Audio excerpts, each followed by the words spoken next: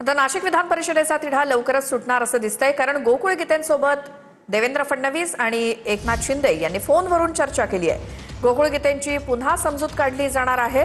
फडणवीस आणि शिंदेंसोबतच्या चर्चेनंतर गोकुळ गीतेंच्या भूमिकेकडे आता लक्ष असेल। अधिक माहितीसाठी जाऊयात आमचे प्रतिनिधी गिरीश गायकवाड यांच्याकडे। गिरीश, गोकुळ गीतेंसोबत मुख्यमंत्री उपमुख्यमंत्री आता फोनवरून बोललेले आहेत, त्यामुळे आता त्यांची भूमिका काय असणार, काय मधल्या घडामोडी?